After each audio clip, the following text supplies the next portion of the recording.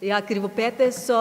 divje žene z nazaj zasukanimi stopali, kot je že omenjeno v naslovu. Izročilo od njih pa je znano v skrajnem severozahodnem delu slovenskega etničnega prostora, to je predvsem v Benečiji, točneje v Nadiških dolinah, v Zgornjem Posočju, predvsem v Trenti. Posamezne zgodbe pa smo našli tudi v Reziji, na Koroškem in nazadnje, čisto pri koncu raziskave, pa tudi v Brdih z eno samo enoto. Raziskava je potekala z različnih vidikov, predvsem je bil v ospredju seveda folkloristični vidik, kjer sem obdelala gradivo z vidika, kako to izročilo živi med ljudmi, recimo, če začnem od sedanjosti proti preteklosti, kako se je skozi čas spreminjalo in v bistvu vse do prvih zapisov, ki datira v leto 1873 in sicer izpod peresa Jana Boduena de Courteneja, ki je prvi omenil krivopete v svojih zapiskih v Nadiških dolinah. Analize so bile opravljene torej preko objav, različnih objav skozi celotno časovno obdobje, torej od prvega zapisa do današnjih dni.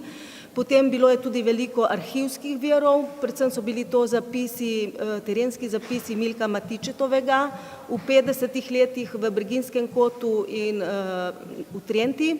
Potem tudi zapisi Marije Makarovič, tedaj še s priimkom Marija Jagodic, tudi ona je bila članica Orlovih terenskih ekip in nenazadnje tudi mojega terenskega dela,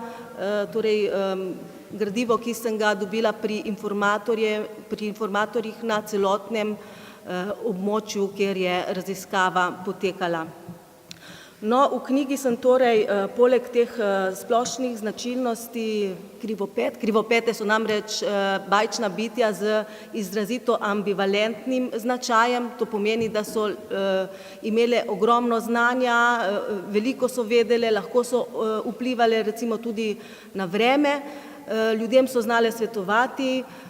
jih učiti stvari, ki jih še niso znali, po drugi strani pa so lahko ljudem tudi škodovale, ugrabljale so otroke, bile so zelo maščevalne, izkoriščale so ljudi za delo in nenazadnje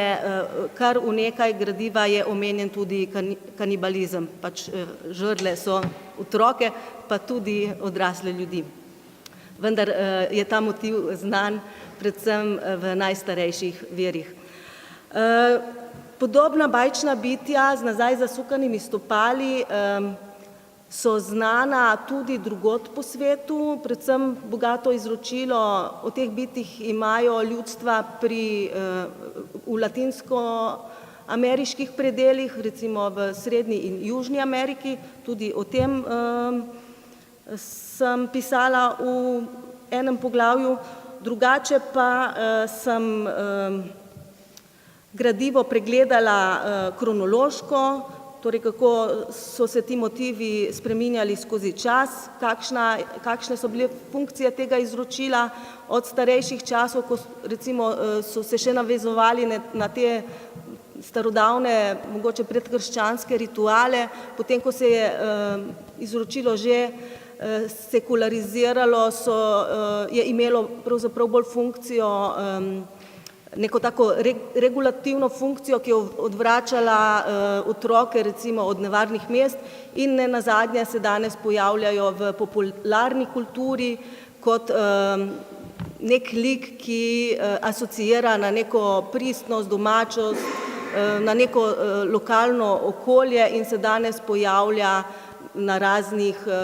turističnih prireditvah, kulturnih prireditvah in tudi v drugih komercialnih, kako bi rekla, ponudbah, recimo tudi embalaža, tudi izdelki, tudi spominki in tako naprej. Del knjige je namenjen tudi jezikovnemu pogledu na krivopete, obdelala sem prostore, točneje mikrotoponime, ki so povezani s tem izročilom, predvsem v Benečiji in v Posočju. En del pa je namenjen tudi raznolikosti poimenovanj slovenskih poimenovanj za divje žene z nazaj zasukanimi stopali in dokumentiranih je bilo kar 22 različic teh poimenovanj. Sicer so res da večinoma bolj fonetične variante, pa vendarle imamo tudi poimenovanja, ki imajo različne besedotvorne podstave. Eno poglavje je namenjeno, sklepno poglavje je namenjeno prav prikazu tega izročila v sodobnem času, v kontekstu popularne kulture, na koncu pa je objavljeno še nekaj gradiva, pač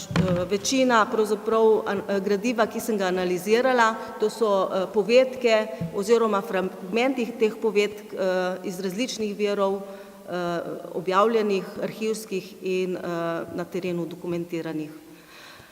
Na koncu pa še zahvala vsem, ki so kakorkoli pripomogli pri nastajanju te knjige. Hvala lepa.